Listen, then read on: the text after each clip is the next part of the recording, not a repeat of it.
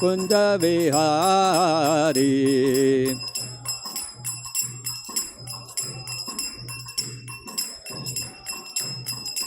Jai Krishna Balram Jai Krishna Balram, Krishna Balram Jai Krishna Balram.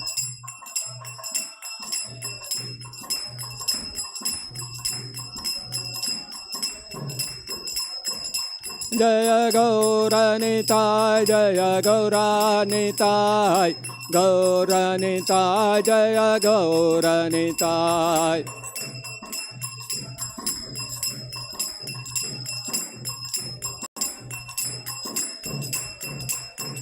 Jai Jai Prabhupada Prabhupada Prabhupada Prabhupada.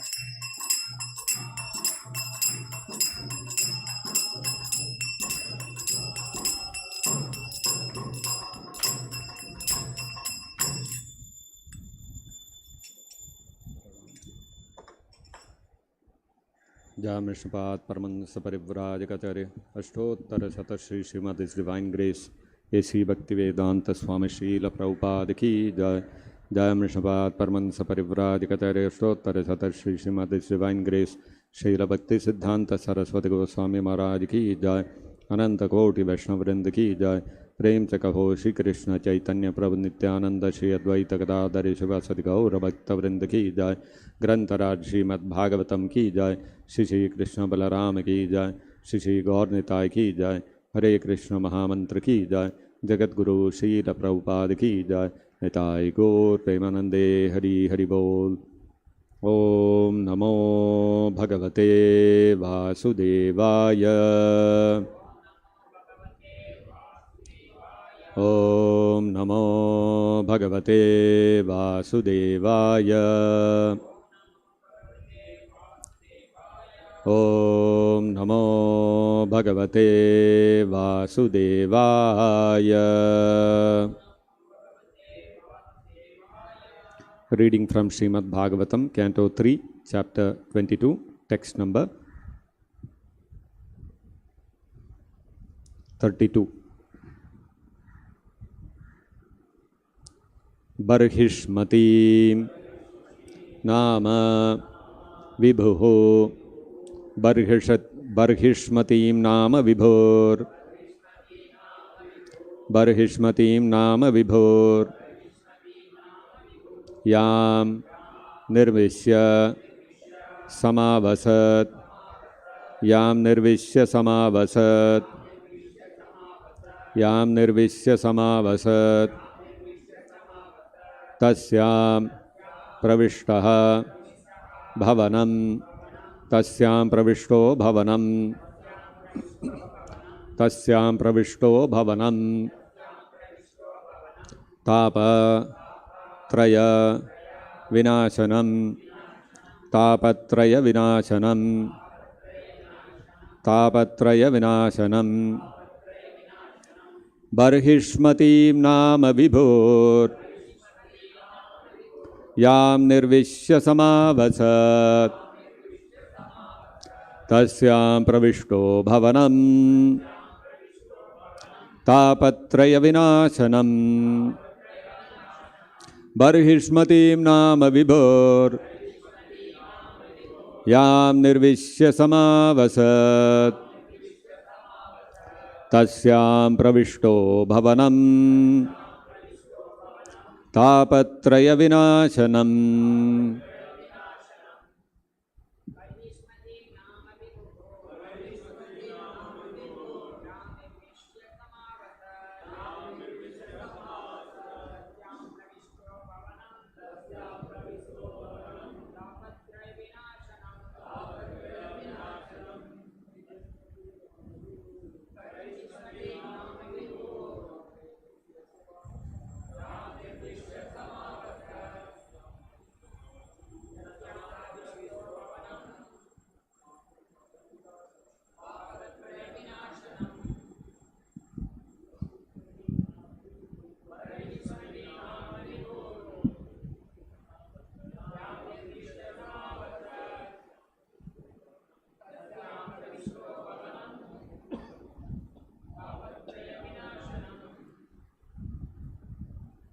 Barhishmati, the city Barhishmati, Nama, named, Vibhuhu, the very powerful Svāyambhuva Manu,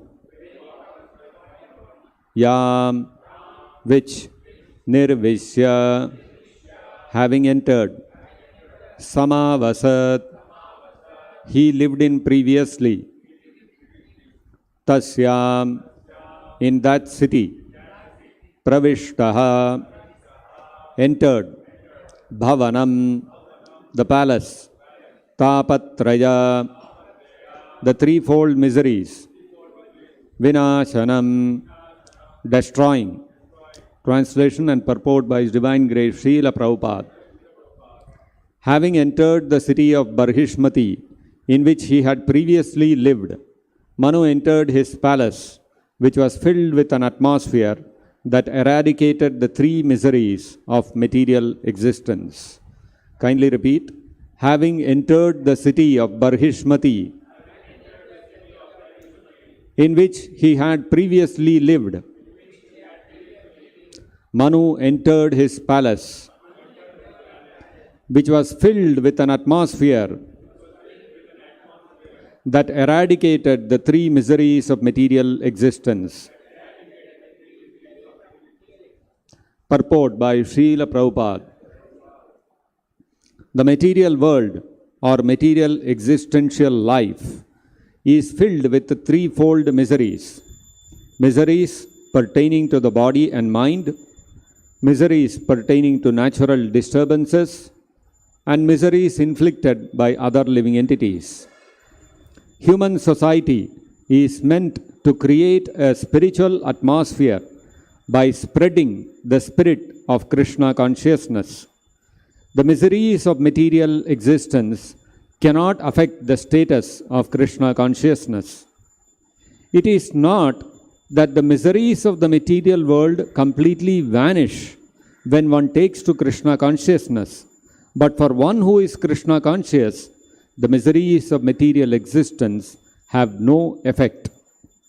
We can stop the miseries of the material atmosphere, but Krishna consciousness is the antiseptic method to protect us from being affected by the miseries of material existence. For a Krishna conscious person, both living in heaven and living in hell are equal. How Svāyambhuva Manu created an atmosphere wherein he was not affected by material miseries is explained in the following verses. Thus ends the Bhaktivedanta purport. Om Ajnanatimmirandasya Jnananjanashalakaya Chakshurunmilitam Yena Tasmai Shri Gurave Namaha. Namavo Vishnupadaya Krishna Preshtaya Bhutale Srimate Bhaktivedanta Swaminiti Namine. Namaste Saraswate Deve Gauravani Pracharine Nirvishesha Shunyavadi Paschatya Deshatarine Jaya Shri Krishna Chaitanya Prabhu Nityananda Shri Advaita Gadadhara Shri Vasadi Gaura Bhakta Vrinda Hare Krishna Krishna Krishna Hare Hare Hare Rama Rama Rama Hare Hare Mokam karoti vachalam pangum langhayate girim Yat kripatamaham vande Shri Gurum Deenataranam.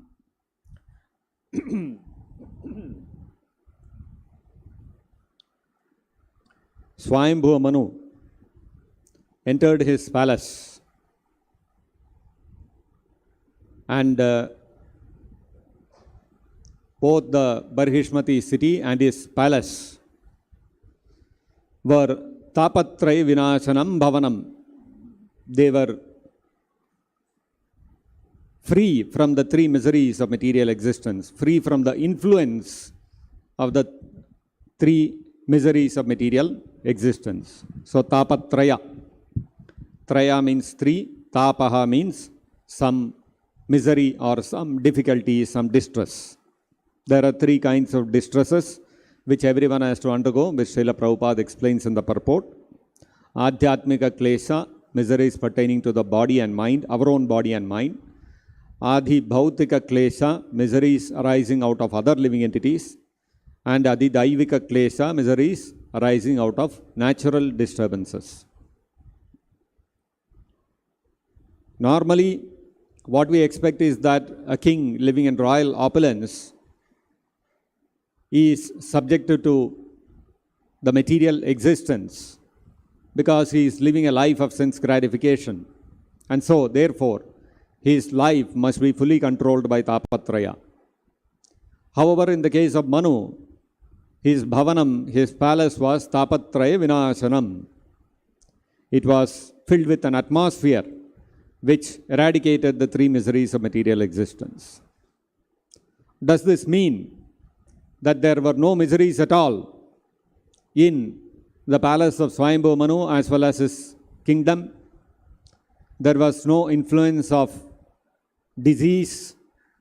No other living entities would give any kind of trouble. Everyone was always very happy and peaceful. That's not what it actually means when it says tapatraya vinashanam.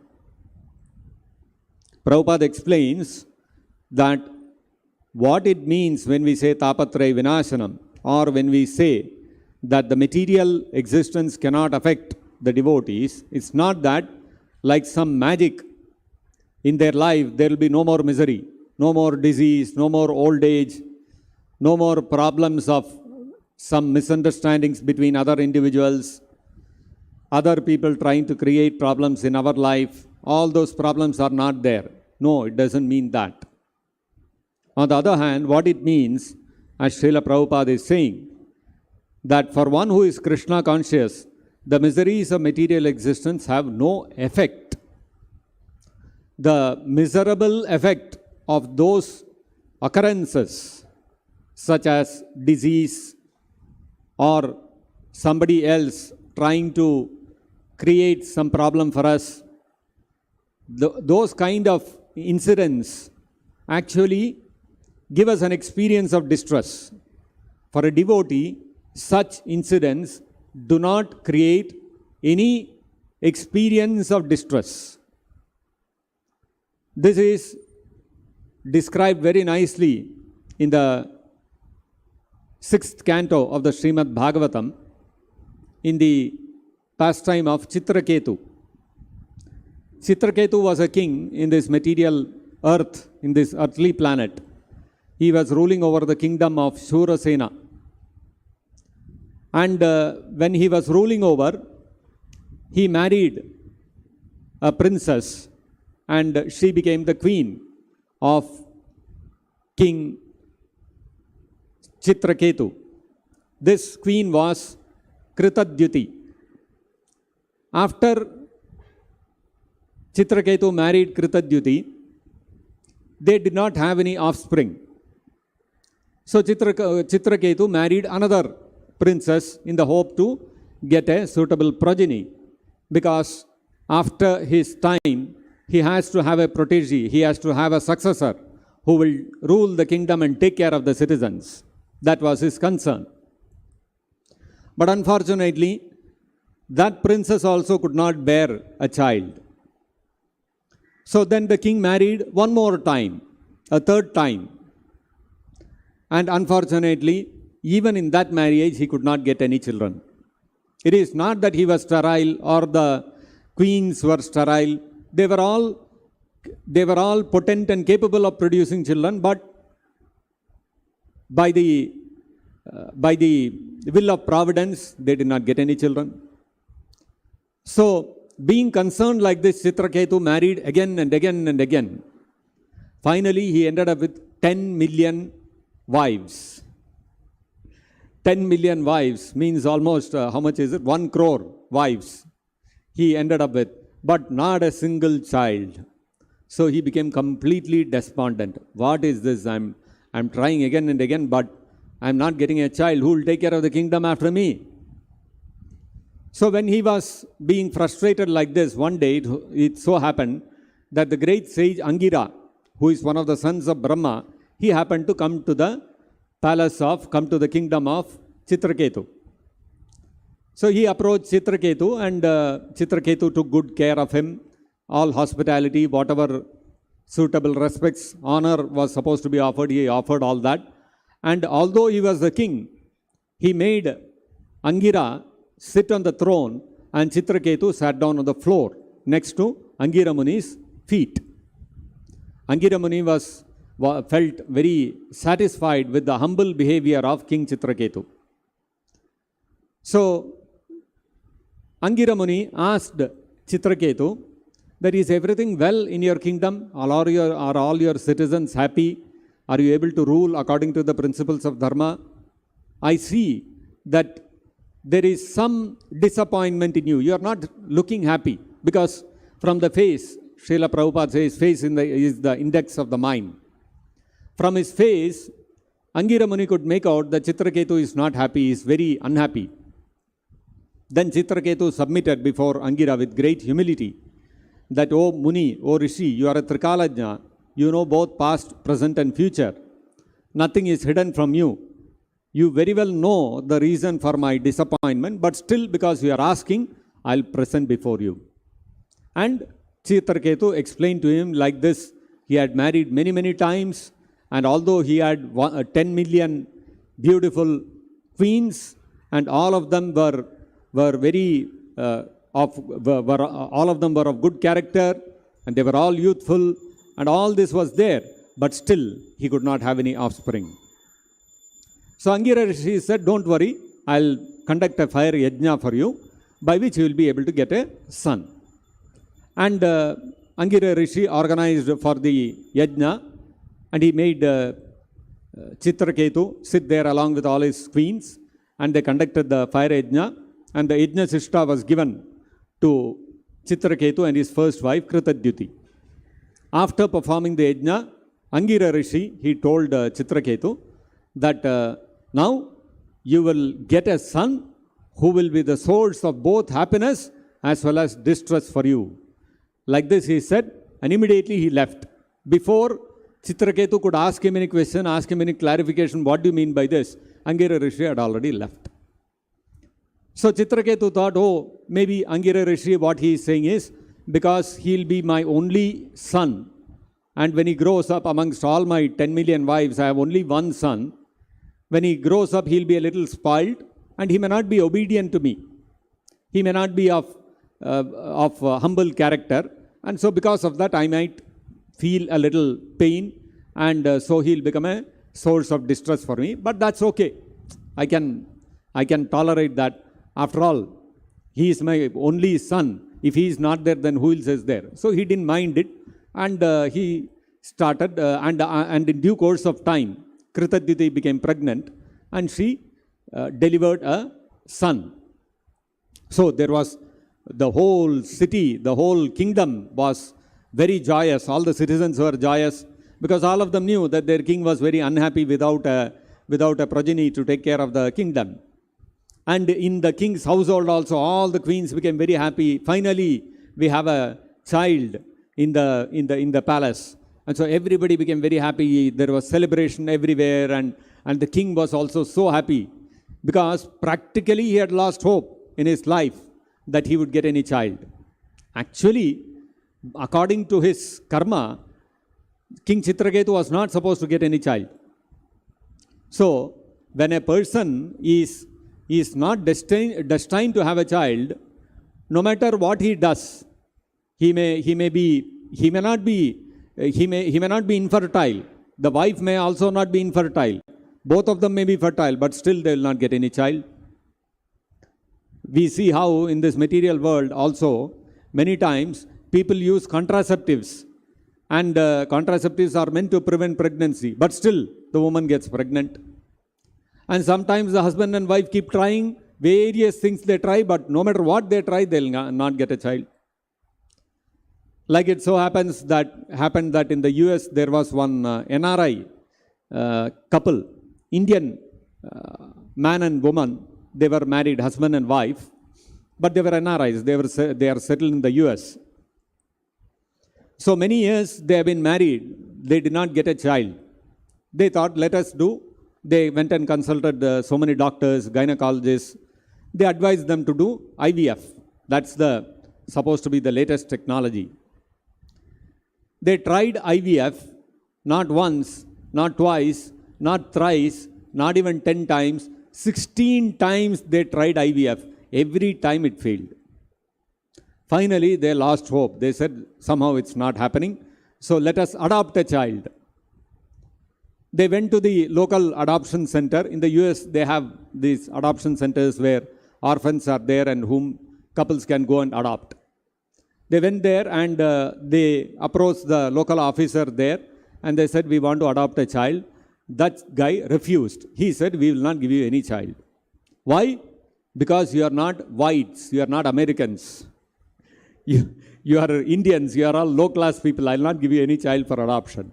So there also they got frustrated. They made a big news out of it. They went to the court and all those kind of things. I don't know what happened later. But you see their karma. In their karma, they are not supposed to have a child. So normally they tried, they couldn't have. They tried the latest technology not once, not twice, 16 times. They also failed. They wanted to adopt a child. That also frustrated. And the karma child is not there means you will not be able to even adopt a child also. So these are all, begetting a child does not happen by science or by one's endeavor and all that. Unless it is by higher arrangement of the laws of material nature, unless one is destined to have a child, one cannot have a child, no matter, even though the husband and wife may be, even though they may be medically, they may be fit to conceive children, but still it may not happen. And on the other hand, sometimes the wife may be infertile. The doctor will say, okay, this couple, their fertility rate is very low, very unlikely, they cannot get a child. Sometimes still such people get children. There was one officer I had met, one government officer. I had gone to Sitapur in Uttar Pradesh for registration of one land.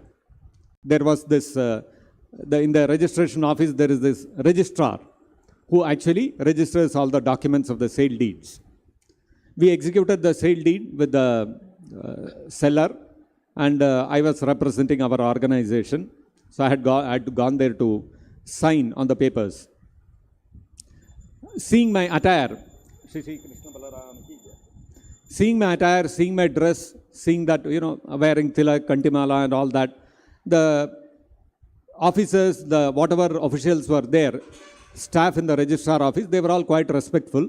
And they made me sit inside the registrar's office until the paperwork was completed. So the registrar started talking to me. He was asking, where are you from, all these kind of things. And generally, I was telling I am from Vrindavan. At that time, I was in Vrindavan.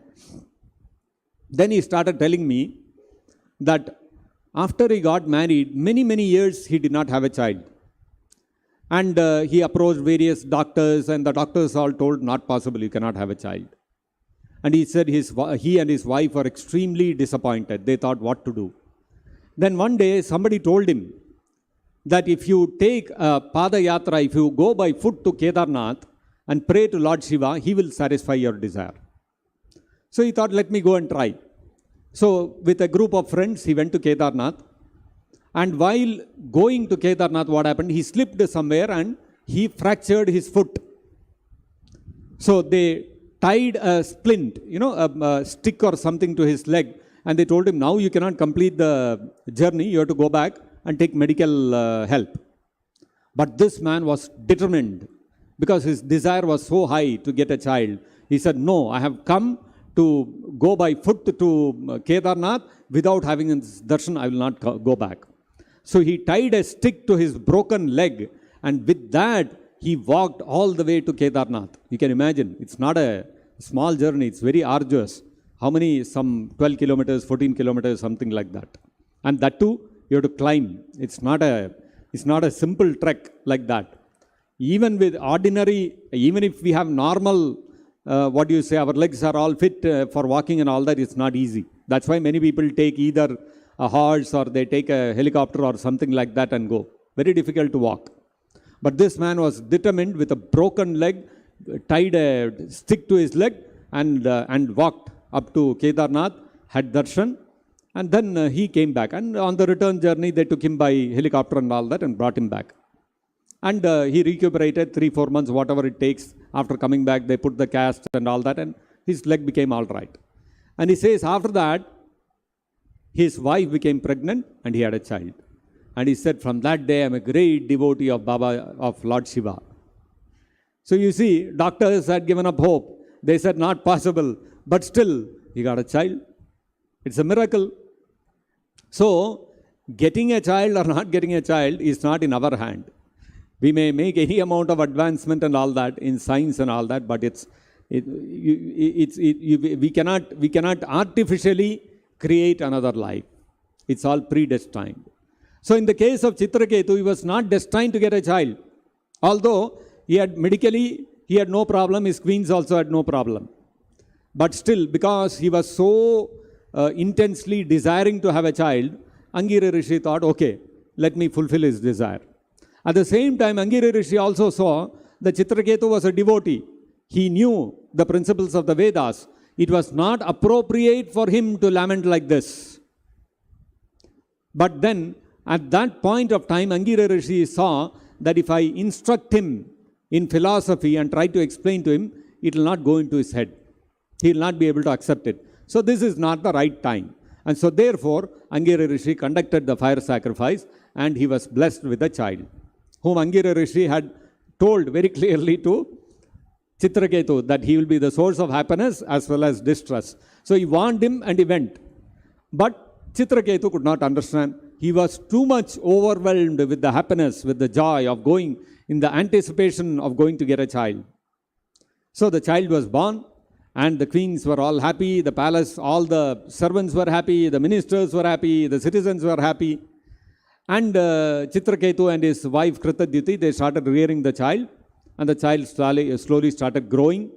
And naturally, when the child is growing, the father's love and affection and entire attention was captured by the child. So slowly what happened was, Chitraketu stopped spending time with his other queens and he was always with the child and with Kritadyuti. Now what happened? The other co-wives, there are other 10 million wives sitting there. They are seeing, our husband is not coming to us at all. He is not spending any time with us. He is totally neglecting us. So they all became very envious. What is this? That this boy is the cause of all our distress. Our husband is neglecting us only because of this boy. They all got together and they poisoned the food that the boy was going to eat. And that day, the mother and the maid servant, without knowing this, they fed the child. And the child, what happened? The child died. When the child died, there was a great uproar in the whole palace.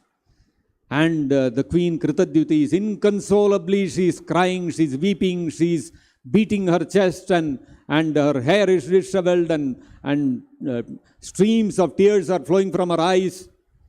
And when the news reached Chitraketu, he fell down, he could not even walk. And his ministers had to pick him up and hold him by the shoulders and take him to the palace.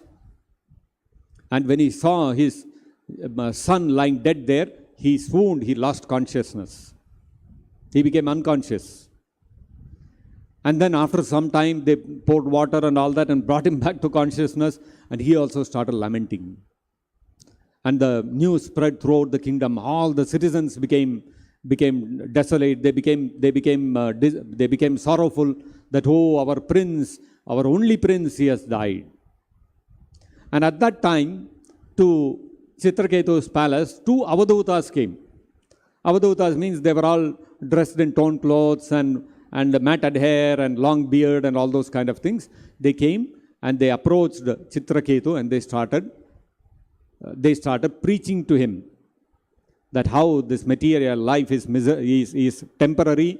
All the relationships that we have in this material world is temporary.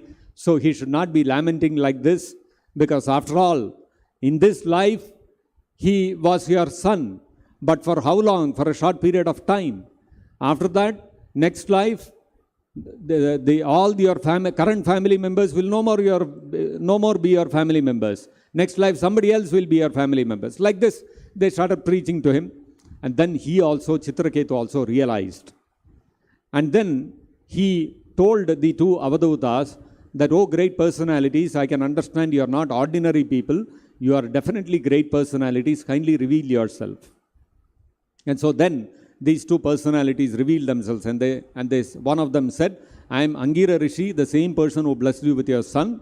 And this is Narada Muni. And we have come here. At that point of time, I wanted to tell you all this.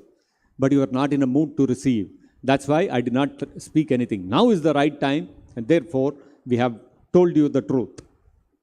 So Chitraketu also, by the blessings of Narada Muni and Angira, he became situated in self-realization. And then Narada Muni gave him a mantra to worship Anantadev. Chitraketu started chanting that mantra, and he quickly perfected that mantra. And within a very short period of time, because of the influence of the mantra, this mantra was meant for glorifying Lord Ananta. Very quickly glorifying and pleasing Ananta, he became the king of the Vidyadharas. And further, he kept on chanting that mantra and he became a pure devotee. So although he became a pure devotee, he continued in that post of Vidyadhara. And Vidyadhara means it's on the higher planetary systems. So he became the he was a king of an ordinary kingdom in this earthly planet. Because he became a pure devotee and because of the power of the mantra he was chanting, he was elevated to the heavenly planets and he became the king of the Vidyadharas. And once, as the king of the Vidyadharas, although he was the king of Vidyadharas and surrounded by opulence and he had many, many queens and beautiful heavenly women folk were there around him, he never stopped chanting the holy names of the Lord. So he was unaffected by all his surroundings and wealth and position and all that. And once he was sitting on his plane, not like the Boeings and the Airbuses here, but a kind of Vimana which is there in the heavenly planets. So he was sitting on that and he was traveling along with some of his other people, along with some of his queens and all that. He was traveling. And he came across Lord Shiva seated in his place, Kailasa or wherever he was seated. And he was seated in an assembly of Siddhas and Charanas. Siddhas and Charanas are again residents of the upper planetary systems, and they are all exalted sages. All these exalted sages were sitting around Lord Shiva, and Lord Shiva was instructing them in spiritual subject matter. Now Chitraketu, when he saw this, he started laughing loudly. Why did Chitraketu laugh loudly? Not because Lord Shiva was sitting in the midst of Siddhas and Charanas. What surprised Chitraketu was, he saw Lord Shiva is seated in that assembly of great sages and rishis, and he is instructing the spiritual subject matter to them. And how is he doing it? He is sitting there in the assembly openly in front of everyone with Parvati Devi seated on his lap, and he is embracing her and he is talking. With one hand he was holding Parvati Devi seated on his lap and he was talking to them. So this appeared very wonderful to Chitraketu. So Chitraketu thought, Lord Shiva is very exalted. He is so powerful, he can do anything and it will not affect him in any way. So his behavior, Lord Shiva is not confined, he is not constrained to act according to the normal codes of Vedic principles. But then common men, if they see this, they will criticize Lord Shiva and they will offend him, which is not good. Thinking like this, Chitraketu laughed and he started speaking, how wonderful this is that I am seeing. Lord Shiva is Loka Guru. He is the spiritual master for the whole universe. And not only is Loka Guru, he is Dharma Vakta. He is the enunciator of Dharma, of all religious principles. And how such a wonderful personality, such a great personality, such an exalted personality, how wonderful it is that he is seated like this in the assembly of great rishis and sages with Parvati Devi on his lap.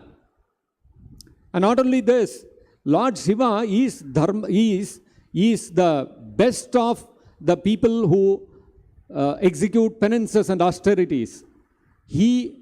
Lord Shiva executes Tivra Vrata. He executes intense austerities. Not ordinary. He doesn't even have a house for himself. He lives out in the open. He smears ash from the crematorium all over his body. So he lives like that, very in conditions which a normal person could never live in. So he lives very austerely, Lord Shiva. And despite this, it's so wonderful that he's sitting in the assembly of the sages and rishis like this, embracing Parvati Devi in front of everyone. So like this, Chitraketu expressed his wonder, his surprise. He was not offending Lord Shiva in that sense. But still, it was a criticism in one sense. Actually, Lord Shiva and he were on friendly terms. Lord Shiva also would sometimes criticize Chitraketu. You call yourself great devotee, always you are surrounded by so many queens, Vidyadhara's queens and all that, and you roam around in your plane like this. Are you all a devotee? Like that, Lord Shiva also would criticize him at times. So it was, both of them were on friendly terms, and so Chitraketu spoke from that standpoint. Although he should not have done it openly. Of course, on one-on-one personal dealings, friends can have friendly dealings, they can pull each other's legs and all that.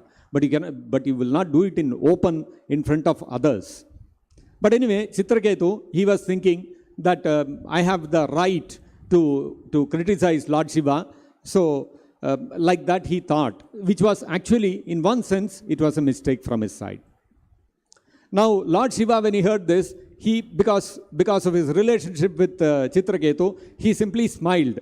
And he said, oh, acha. He just heard and he smiled. He didn't say anything. And all the other rishis and sages seated there, they saw Lord Shiva's reaction and they understood, okay, some joking words are going on between them. So they also didn't say anything. They kept quiet. Parvati Devi, however, took offense. She said, oh, now you have become a big ruler, is it? You have got the right to chastise us?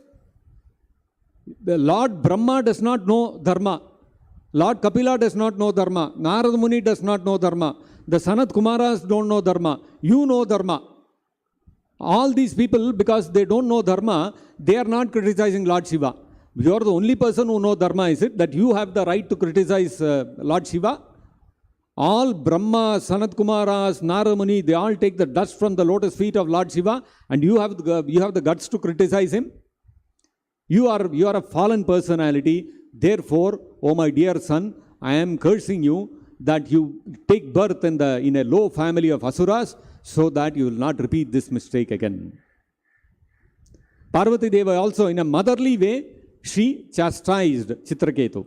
Just like if a child commits some wrong activity, the mother will tell the child, oh, you did this, I am going to beat you so that you will not repeat this mistake again. Isn't it? That's how mothers treat their children. They are concerned that their children should not repeat mistakes, whatever they have done. So, Parvati Devi spoke like this and she cursed Chitraketu. So, what was Chitraketu's reaction? Chitraketu was very powerful. He could have immediately counter-cursed Parvati, or he could have counteracted the curse of Parvati Devi. So powerful he was. But he did not take any offense at what Parvati Devi said. Instead, he climbed down from his plane, offered obeisances to Parvati Devi, and with a smiling face, he told Parvati Devi, oh my dear mother, with folded hands, I accept whatever you have said. I have not said anything wrong, but whatever I have said which has offended you, please forgive me for that. And although I can ask you to counteract, to withdraw your curse, I am not going to ask you to do that. Whatever you have cursed, let it be as it is. This is the will of the Lord, and I have no issue with that. Why? Because he said that this material world is like a river where the waves keep coming and going. So, in the material world, when you look at a river or an ocean, the waves go up and they go down. If you look at the ocean, we are on the beach, we look at the ocean, every day we can see innumerable, countless, infinite number of waves coming and going in the ocean. So every wave has a crest and a trough. So like this, happiness and miseries keep coming in one's life in this material world. So, but the waves which come in the ocean or in the river, do they have any permanent existence?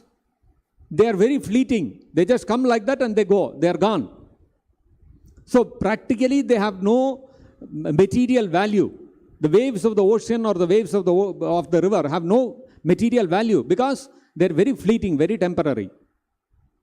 So like this, the material happiness and distress in this world also is very fleeting, Chitraketu said. And so therefore I don't attach much value to it. So this material world, happiness and distress comes, how?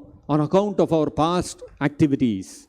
And so therefore I accept that on account of my past sinful activities, this curse has come upon me, so let it act and let it finish its reaction. So like this, Chitraketu, very humbly and very in a very happy mood, he accepted Parvati Devi's curse, and then he pleased her with his words, took her permission, mounted his plane and went away. And in due course of time, he took birth as an Asura, who was Vritrasura. He took birth as Vritrasura. So after Chitraketu left, Lord Shiva looked at Parvati and he smiled at her and he said, Drishtavati asi sushroni harer adbhuta karmanaha mahatmyam britya brityanam nisprahanam mahatmanam. Have you seen now for yourself the greatness of the servants of the Supreme Lord Hari? You look at the greatness of Chitraketu. He could have scolded you, he could have got angry, he could have admonished you, or he could have countered the curse. He did not do anything. So indirectly Lord Shiva was telling, although you are a great beautiful woman, still this Chitraketu has surpassed your beauty with his tolerance. He tolerated your curse, although he was not really at fault.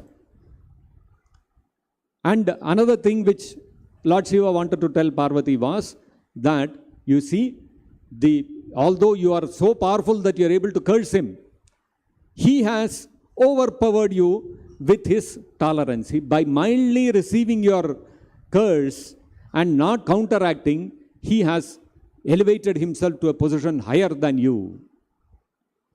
So this is the greatness of the devotees of the Lord. And then further Lord Shiva said, Narayana paraha sarve nakutaschana bibhyati swarga pavarga narakeshvapi tulyartha darshinaha. Lord Shiva said, for the devotees who are Narayana para. Narayana para means those who are exclusively devoted to Lord Narayana. For such devotees, for them, whether they are in heaven or they are in hell or they are in a liberated condition, doesn't make any difference to them. Tulyartha darshina. For them, all of them are the same. They don't bother about it. They don't think, oh, now I am Swarga. So nice situation. Oh, now I am in hell. What a difficult condition. How do I get out of this? The devotees are not bothered. Why? Because whether the happiness of the Swarga or they are in the distressful condition of Naraka or they are in the liberated condition, what is their activity? In their normal condition, what they will do? They will chant Hare Krishna and they will glorify Lord Krishna. So if they go to heaven, Swargaloka, what will they do? There also, they will chant Hare Krishna and glorify Krishna. If they go to Naraka, what will they do? They will chant Hare Krishna and glorify Krishna. If they get liberated, what will they do? Chant Hare Krishna, glorify Krishna. That's all. So wherever they go, their activity does not change. So in a position, whether it is a position of happiness or distress, the devotees' activity is the same. They continue glorifying Krishna and chanting his holy name. And so therefore, whether it is a happy situation or a distressful situation doesn't make any difference to them. Which is what? Tapatraya vinashanam. So practically, the influence, the effect of Tapatraya is destroyed for the devotees. So this was demonstrated by Chitraketu. And the Srimad-Bhagavatam says, anyone who hears this pastime of Chitraketu, he'll be liberated from the conditional life of material existence. So all of you who are hearing Chitraketu's pastime now, all of you are also liberated from Tapatraya Vinashanam ho gaya. And whoever recites and remembers this pastime of Chitraketu early in the morning after waking up, he will go back to Godhead. So all of you are going back to Godhead. Over. You don't have to think, you don't have to worry about whether you will go back or how you will go back and all that. Simply by hearing this one pastime, you are all gone back to Godhead. So, this wonderful pastime of Chitraketu demonstrates how a devotee, Chitraketu, even though he was cursed, he was not thinking, oh, I got a curse, now what will happen? I'll lose my position of rulership over Vidyadharas, I'll fall down and become an Asura. He was not bothered. He was thinking, if I'm king of Vidyadhara, what I will do, I'll glorify Krishna, I'll chant Krishna's holy name. If I'm born as an Asura, what I will do, I'll chant Krishna's holy name and I'll glorify him. That's all. So actually, Srila Prabhupada mentions this was an arrangement of the Supreme Lord to put Chitraketu in such a situation so that he could finish all his past karmas and he would take birth as Vritrasura, and in his next life he would go back to Godhead. Krishna wanted to accelerate his going back to Godhead, and therefore Krishna arranged this. Externally it looks like he was cursed and he fell down and it is a fall from grace and all that, but actually speaking it was a great boon upon Chitraketu. So in a devotee's life, actually any distress also comes, he is not affected by it. So this may be true for great pure devotees, but what about us? What about all of us? How do we become free from Tapatraya? Actually, in our life also, the influence of these Tapatraya does not have any say. To give an example, recently, about a couple of weeks back, one of the devotees in one of our temples, his mother passed away. She was quite elderly and she had been suffering from a long time. And the doctors had said that she had been taken to the hospital. She was admitted in the hospital. She was in the ICU for some time. Then the doctor said she will not continue for much more time. Better you take back her to home. So they took her back to the home and they were taking care of her. And actually this happened when I was in Bangalore for the Brahmotsav festival. So one day this devotee's text came to me that my mother passed away today morning. So I was aware of all these things what were going on. So I also sent him my condolence message and all that.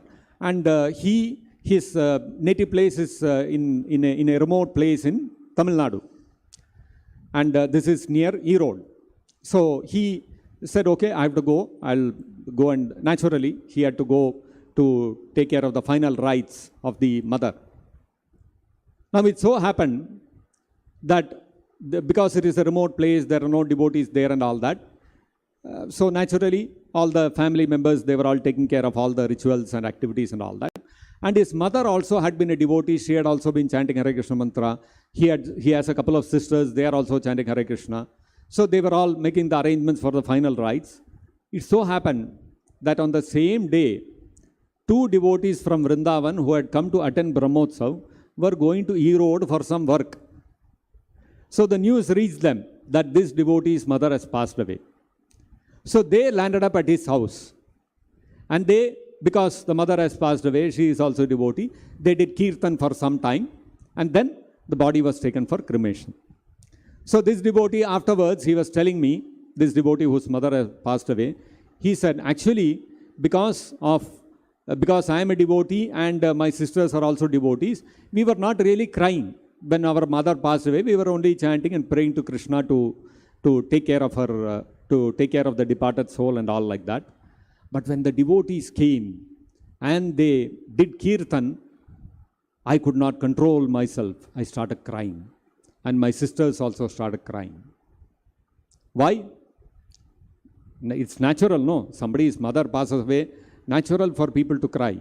But he said, I did not cry because my mother passed away.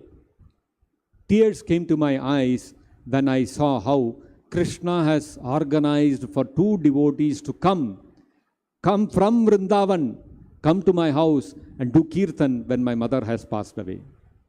So this reciprocation from Krishna brought tears to my eyes, and I could not control myself. I cried. And then after all the rites were completed, I came back to my home, and my sisters told me, oh, the devotees came and did kirtan. The atmosphere in the house completely transformed. We are not feeling that we are in a house of mourning, a house where somebody's death has happened. We are not feeling like that at all. In fact, on the other hand, we are greatly satisfied that we could give a proper send-off for our mother. Normally, you go to a house where somebody has died, the whole house will be in total grief, everybody will be crying, the whole atmosphere will be so morose, so much, it will be so grave. But in our house, we are feeling like Vaikuntha has come.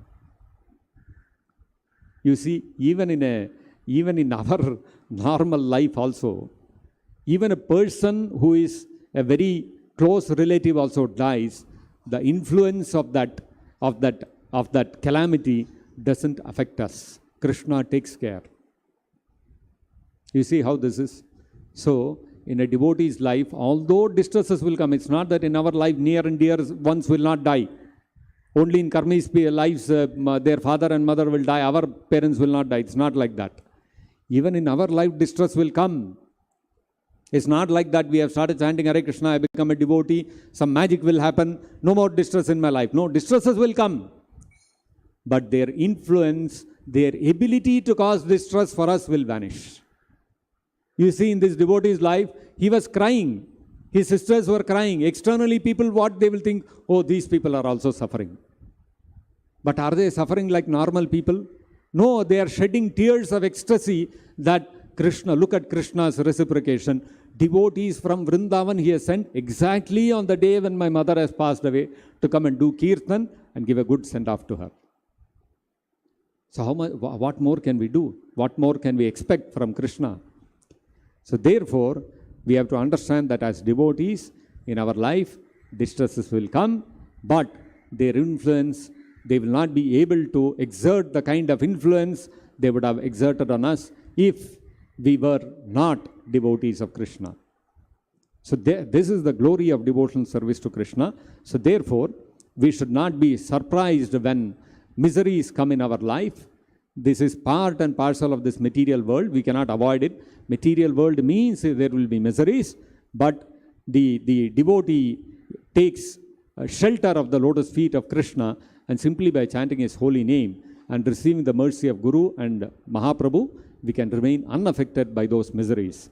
As Chaitanya Mahaprabhu himself set the example, Chaitanya Mahaprabhu always chanted Hare Krishna, and by doing that, he remained always in bliss. So we, being followers of Chaitanya Mahaprabhu, the similar example that Srila Prabhupada also set, always chanting Hare Krishna and doing service to the Supreme Lord Krishna. So Prabhupada always engaged him like that, and none of the miseries could touch him.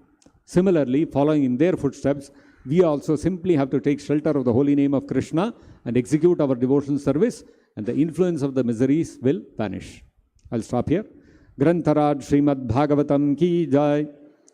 Jagat Guru Srila Prabhupada ki jai. Nitai Gaur Premanande Hari Hari Bol.